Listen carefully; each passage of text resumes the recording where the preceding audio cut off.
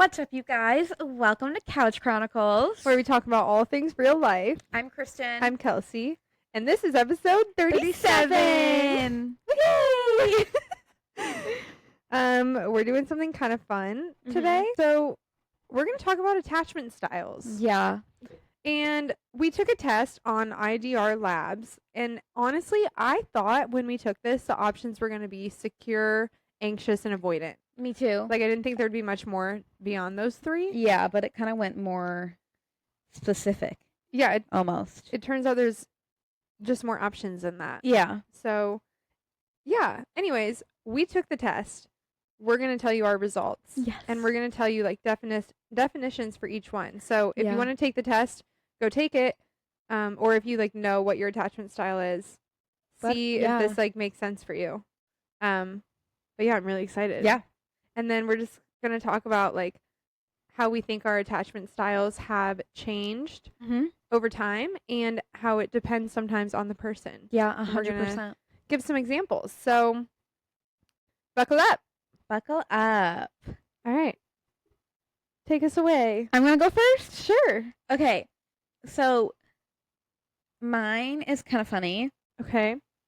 I am 19.4% relaxed and 25% avoidant. So I'm in like the lower blue square. Oh, okay. If you're looking at it or if you take this test, you'll know what I'm talking about. It's basically a square with 4 quadrants in it, and the top is engaging, left is relaxed, bottom is avoidant, and right is on edge. So Kristen is in the like sort of in the middle, but leaning bottom left. Yeah, I am relaxed avoidant. Oh, that's exactly what you just said. Yeah. Okay. Cool. So I am relaxed avoidant, which is known as dismissive, it says. So individuals in this quadrant often take a dim view of others, preferring to keep their distance and guard against invasions of their autonomy and privacy. Relaxed avoidant personalities tend to have a strong belief that others are too different from them for truly intimate relations to be worthwhile. They may have a spouse and family and even be solidly anchored in a stable network of friends and acquaintances, but at the end of the day, they tend to avoid entering into relations where emotional interdependence and intimacy are required. Yeah. It's adding up. Unlike individuals who fall in the on-edge avoidant quadrant, dismissive personalities tend to be quite content keeping their deepest feelings and views to themselves, and they often have a deeply held belief that the opinions of others are mildly irrelevant or even second-rate. Consequently, many dismissive types are often quite good at dissimulating, that is, appearing to share their innermost thoughts, while in reality they are simply appeasing others without ever letting them come close. Oh my god. This is like mean.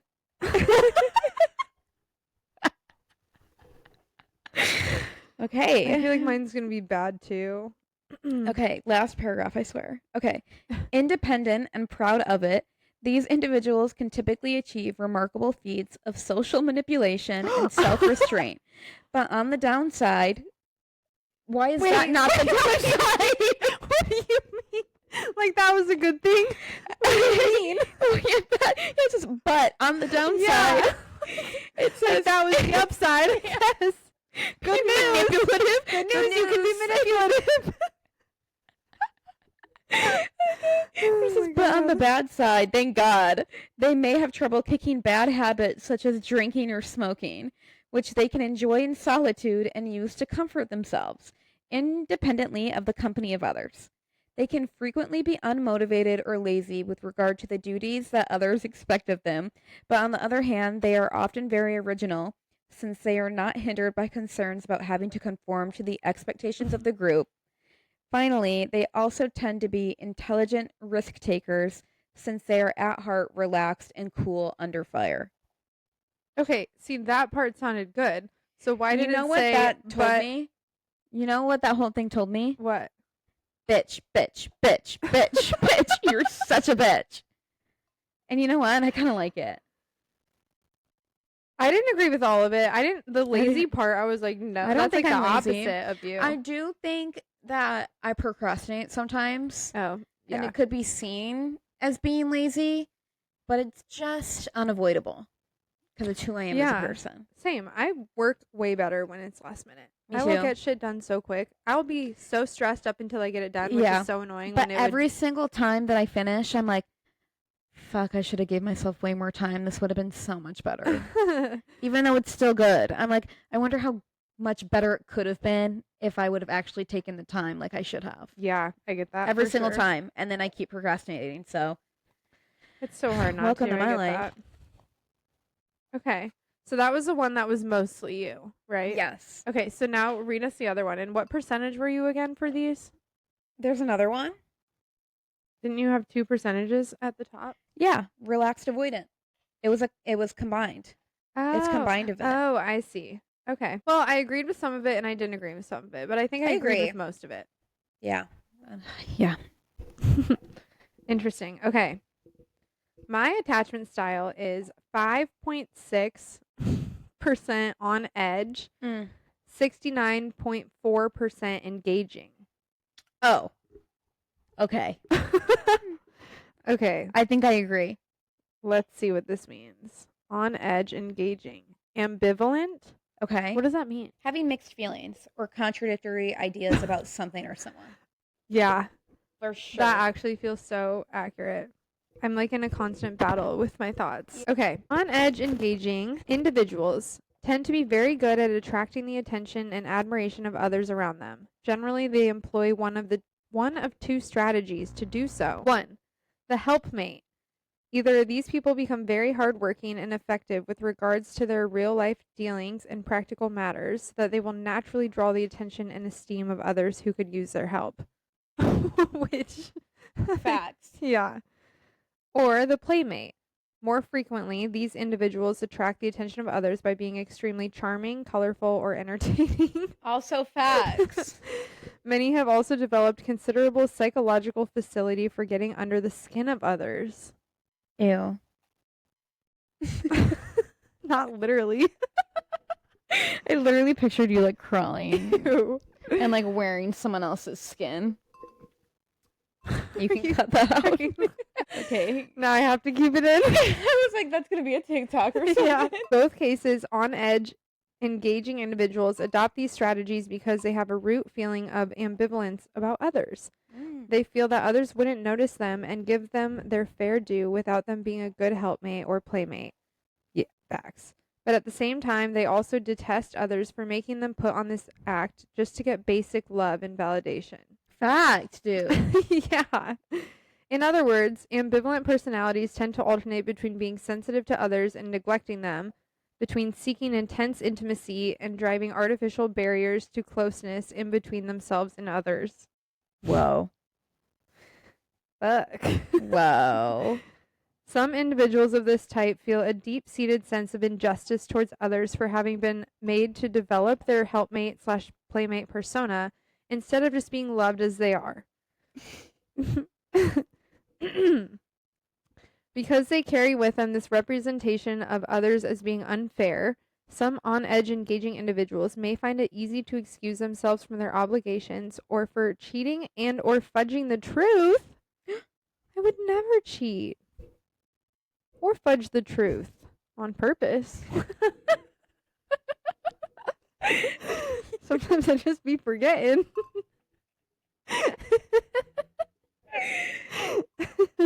ADHD brain.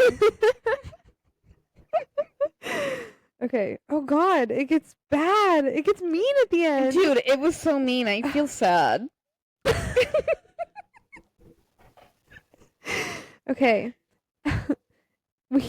Okay. Ambivalent individuals tend to be quite good at psychological manipulation and getting others to do what they want. Well, I am in sales, so I actually agree with that statement, to be honest. I've seen it work real time. It's not with ill will though, right? I don't think so, but I think it's so funny. Wait, I need an example. It's with guys especially. Like what? It's just like how you flirt sometimes back with guys and how you act. is for them to do a specific thing, and they always do it, and then afterwards you're like, like you knew what you were doing. That's what it feels like. It's incredible to watch. It's incredible. Oh my god. I need you to point it out next time it happens. Okay. I feel like I don't notice it until afterwards. That is so funny. And they often have a high degree of sensitivity and accuracy to other people's emotional states. Yes, I can like feel it in my body. When in their good graces, being close to an ambivalent personality may feel like heaven, but once they have decided that you are treating them unfairly, being close to them may easily feel like hell. This is so true. That's it. That's it. Wow, I feel like yours was way more you than mine was me. I agree. But I think it's because you were higher percentages for the one. Yeah. I was like 5.6% for on edge. That's so interesting. That is so funny. It's funny because sometimes I feel like I have an anxious attachment style. And I think it's because I'm just anxious in general. Like I get anxiety relatively easily. And so I don't know if I associate that with having an anxious attachment style or if it's unrelated. You know what's so funny about that? What? I feel like in general, I like am a very anxious person. Like I have anxiety up the wazoo. And I feel like when it comes to me dating people, I am very relaxed. Yeah. I don't ever remember feeling anxious about something unless I was given a reason to. Like a real physical, like, or actual reason. Yeah. To feel anxious. That I was like, and it's more of like an anxious, like, what am I doing? Yes. I feel like yours is more about like, am I making the right decision? Is this what I want? Like, do I trust this person? That sort of thing. Where my anxiety in relationships comes from, well, what I honestly think is just a gut feeling. Yeah. Like, because the only time I'm anxious in relationships, it ends up like something being so for real crazy is happening. Yeah. Which is why you should always listen to your gut. Always listen to your gut. Like, always. Honestly, the person that you're supposed to end up with is you're never going to have any doubts or any bad feelings or anything about. Like, you're just not. So as soon as you have that feeling with someone, get out of there, because A, it's probably for a reason. Like, they're probably doing something they shouldn't be doing, or they're just not the right person. I feel like the person that you love is someone who doesn't bring you anxiety, but instead brings you peace. Yes. Like, you should feel so relaxed about them.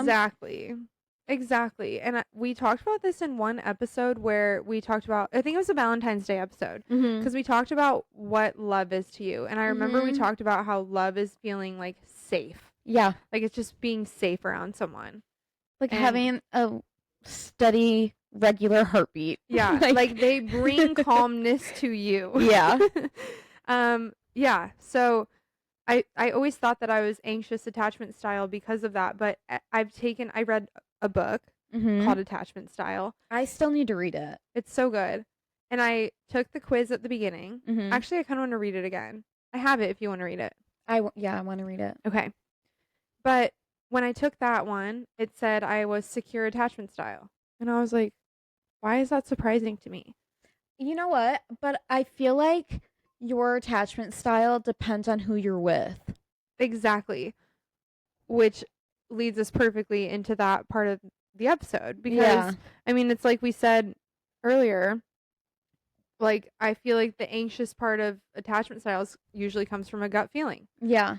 So usually. And you hopefully don't have a gut feeling about everyone that you're surrounding yourself with. Yeah, yeah. But I hope that when you do, you listen to it, because I feel like 99.999% of the time, like, your gut feeling is 100% right. Yeah. I have so many examples, you guys. I cannot wait to get into this. So I feel like there's two kind of angles that I'm thinking of right now. But I have a few examples of like times that I had gut feelings and how those gut feelings showed up, because they didn't always show up the same, and how many times they were right. But I also want to talk about like my attachment style with certain people. Yeah, 100%. So I'm going to go through the examples really quick because they're just really quick. But when I was dating the soccer player, I never had like outward anxiety about it. I never like in my conscious mind was like super anxious about it. But there were 2 occasions I remember I had dreams that he was proposing to me and I was like panicking, like, oh my God, no, no. In everyday life, I thought I wanted to marry him. Yeah. In my dream, both times I did not. You were hesitant. And he ended up breaking up with me. And now I'm like, no ill will on him, but like, I'm really glad it didn't work out. Yeah, know? like he was just not your person. Yeah. So like that wasn't a gut feeling of like he's doing something wrong or anything like that. It was just like my dreams were telling me no.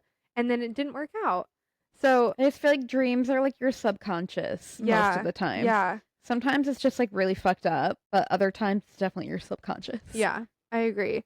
I feel like there's just so many things that have happened in my dreams that like happen in real life or like things that pointed to certain signs. I don't know, but or it's things that like make me actually pay attention to why I might be feeling a certain way. Yeah. Because sometimes I get anxiety and I'm like, I have no idea what I'm anxious about. Nothing has happened. Nothing like has stirred this that I'm aware of. And then I have a dream about it and I'm like, oh, that is, I remember now. Like, yeah. That's why I'm feeling anxious because this happened. It made me think of this. And then I dreamed about it later. Yeah. It's pretty crazy. Crazy.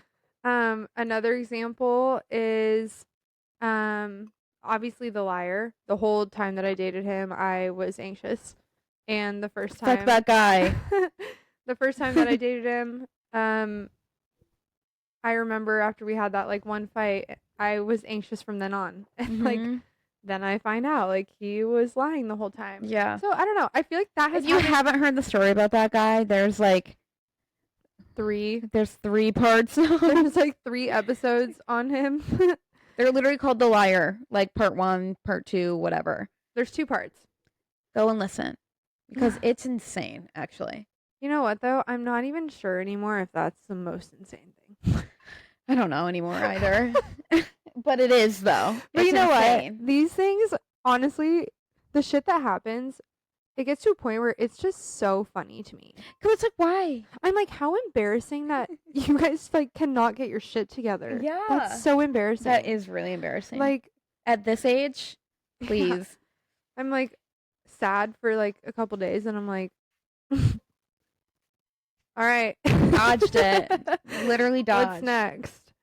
But those are examples of times that like I felt anxiety in a relationship, which made me feel like I had an anxious attachment style. But in reality, I think it was just my gut, like telling me, or intuition or whatever. Yeah. Telling me, yeah. So, anyways, everything always works out, which is the good news. But let's talk about, like, tell me what? It's like I was brought to the depths of despair, but like everything's gonna work out, so it's fine. That's how I feel. I know. No, but the funniest part was how genuine you are about it. Like, don't worry. Like, you could stab me 500 times, but like whatever is meant to be will be. Dodged a bullet.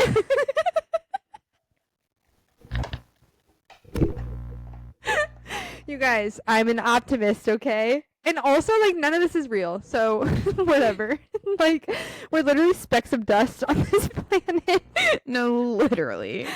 Oh my god. You scared me for a second there. It could never be that deep, you know? No. Never. Like, I'm a star seed from a different universe. I'm pretty sure I was a squirrel in my past life, so, like, maybe I could be a squirrel in the next one. None of this will matter. No, literally none of it. Like, life is not real, you guys. Okay, this should be called the Kouch Chronicles. Tell me about someone that you've dated that you felt like you definitely had an avoidant attachment style. Like, probably everyone I've dated ever. But do you feel like you've had moments of like anxious attachment or secure attachment? I feel like I have had moments of like secure attachment. And I think for me it comes with time. Okay. Of like knowing that person. Because I'll be honest, when like Skinny Ginger and I were like in the thick of it, I felt very secure. I was not worried at all. as you should. Sorry, keep going. It's so funny because I feel that way now. But like, I don't know, I just felt very like relaxed for a while. But then near the end of that relationship, I was more anxious. So probably your gut feeling. Yeah. I feel like that's what usually causes the anxiety. And then with like the lawyer, I felt like I was very relaxed, somewhat avoidant. Okay. But I think it's because when we started off dating, I feel like I felt more that it could have gone somewhere. And he was like, honestly, like, I'm just in it for fun. And then I was like, you know what? Yeah.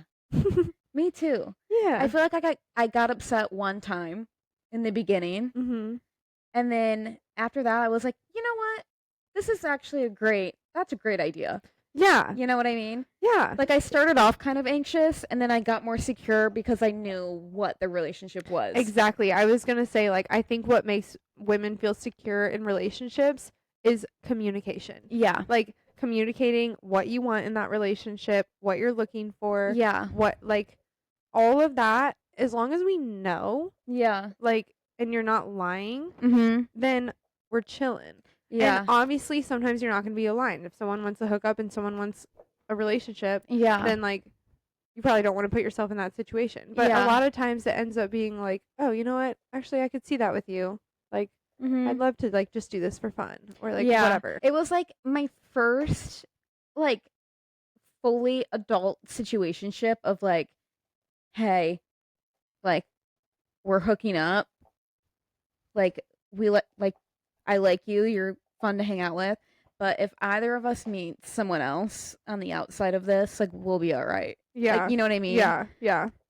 Like you, not enough to, like, want to pursue anything further than what we're doing. Yeah. Kind of situationship. Yeah. Like, it was so secure in that because I knew that's 100% how he felt. And he knew that was 100% how I felt. Yeah. So then when, like, things just kind of, like, stopped and like decimated and then we just like stopped seeing each other at all, like not even having a conversation about it, and it's always just like it just fizzles out. Yeah, it just fizzles out, which is honestly the best. It's so easy. It's like because it was like we both get it, like whatever. Yeah, I agree. I feel like also when you go on first dates with someone, for me, I kind of look at how much more I'm relaxed with them on a first date than I am like butterflies in my belly, like nervous. Yeah. Because I feel like the more relaxed I am with you on a first date is such a good sign for me because I always have such a guard up and I will always 100% go into anything pretty anxious. Yeah. And like I feel like the people that I realize I'm more relaxed with, I'm more secure with. That makes sense. Like continuing a relationship with them. I feel like I had like one first date recently, two first dates recently, and the first one I like was like nervous the whole time. I was like, and like not nervous because he made me nervous. I was just anxious. Okay. About like, I don't know, like the situation. Yeah. And then the second first date that I went on, I was like so comfortable and so calm. And I will admit, funny. It's crazy how much funnier you can be when you're comfortable with someone. Yeah. Because it just feels like you can really be yourself. And when you're yourself, you're funny. Yeah, exactly. And I just felt like this second guy I was more like that with than the first guy. And I feel like I try and like consciously notice that after. Yeah. And I was like, oh my God, this is a good sign. So we'll see. Yeah. On the same topic, we are going to have another month of a monthly date recap. Yes. Whoa. Who's surprised? I am. For me, I am too. Yeah, I am too. Yeah, we have March date recaps. I haven't gone on mine yet, but I have it planned. Yeah, you guys. Good for us. I know. I have gone on dates, but they're not the ones I'm going to talk about. Yeah. But like, good for us. Yeah. Good for us. We've really been And getting out there lately. It's honestly been together fun. and separately. Yeah. It's been fun. I agree. I've like enjoyed first dates. I've genuinely been having a really good time. Yeah. Lately, like with life. Yeah. You know what? It's because when you go on dates, when you're like really happy with yourself, it is more fun. I feel like it just shows too. Yeah, I agree. But I think a reason it's so fun is because you're just being yourself. Yeah. So you're like, doesn't really matter if this person likes me or not. Like, I'm just being myself. So if they it don't literally like me, is take it or leave it. See ya. Like, yeah. Yeah, exactly. So true. Yeah. So some examples I have of secure attachment. Yeah. I honestly feel like most of my like serious relationships I've felt pretty secure in. I think there were moments of anxiety, but I think it came from like experiences that I had, you know? Yeah. Because in high school, guy I was dating in high school, not one time did I have any anxiety at all. Yeah. I didn't really start getting like my heart broken until like college. And then I feel like that's when the anxieties like started. But for the most part, pretty secure. And a good example of that is Neighbor Boy. Yeah. I feel like that was like the most secure relationship I'd been in a long time. And I agree for you. And it was so slow. Like it was so slow. Yeah. Which I know myself, and in the experiences that I've had so far, if it takes me a long time to develop feelings, they usually don't develop far enough. So that's what's hard for me is like if I develop feelings really fast, it's like I know that I'm gonna like this person. Like there needs to be like something like in between. I know. But if it's too slow, then like I could develop more feelings, but they're never going to like be where they need to be, you know? Yeah. So that's why I think totally the opposite of what you said. For me, if somebody makes me feel like butterflies and like nervous. If someone makes me feel like nervous, butterflies, that sort of thing, I usually like them like a lot. But it usually ends up being a bad thing. Yeah. You know? And the ones who I just felt like calm with, I end up like never like almost feeling like something's missing. And you know what I think it is? It's that like excitement of being nervous, which is so annoying because like that's not good. You shouldn't feel nervous around your partner, you know? Yeah, I feel like sometimes it's good to feel nervous when it's like you know what I mean? Like a good thing. Yeah. Like you're with this person, you're secure in that, but like they can still flirt with you and you get like butterflies. Yeah. Yeah, that's true. But like you shouldn't be nervous in the way that you're like, am I being too much? Am I doing too much? What are you doing? Like I think a better word for what you should feel is you should feel excited about your partner. Yeah, excited is good.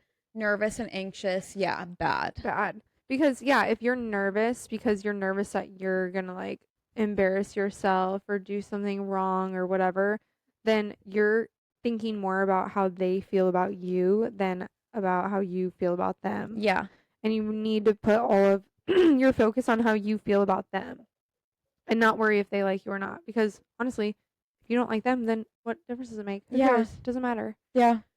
So, yeah. I feel like Neighbor Boy is just a good example of when I felt like really secure. And, and he was like not doing anything wrong. You know? Like he ended up being like a really good guy. And then obviously with the liar at the beginning felt very secure because the man acted obsessed with me. Yeah. Which I now know is not a good thing. Like that is not normal.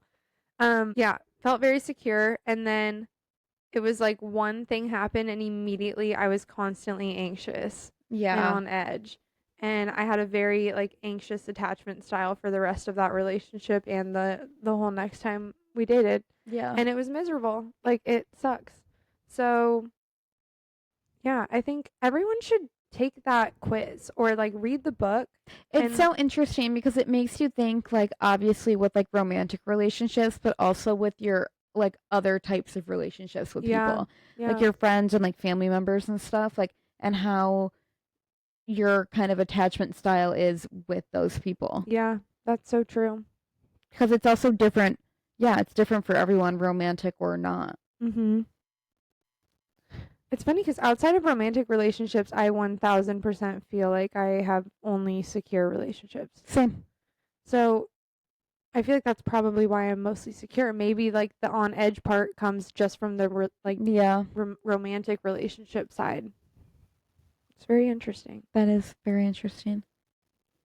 But yeah, it's something to look into. I think it's important to understand what your attachment style is, because if you're like anxious attachment and you try to date an avoidant, it's going to be hell for both of you. Like that's going to be an absolute nightmare. Yeah, sometimes opposite attachment styles don't really work.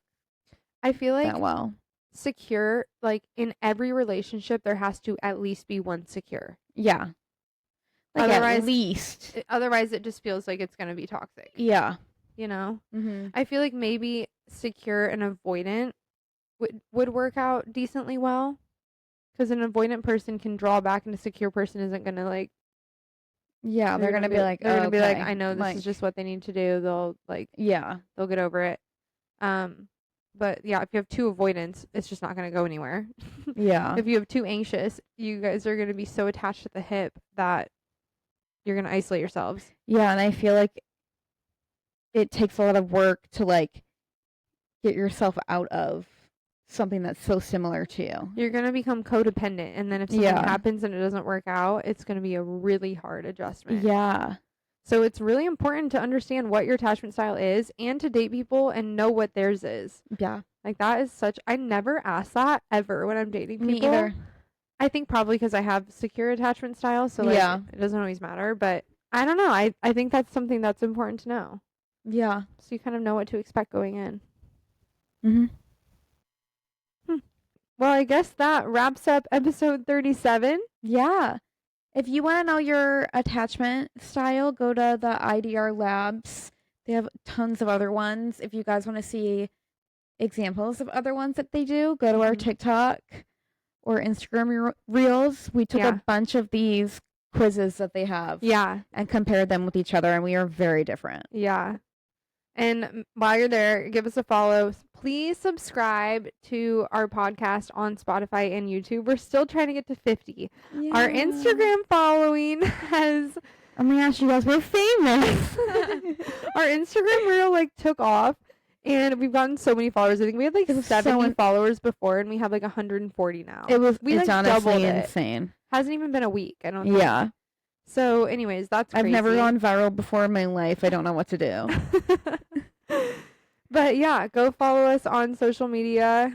Subscribe to our podcast on Spotify and YouTube. You'll find us under Kouch Chronicles. Couch with a K, Chronicles with a K. And we're King K out.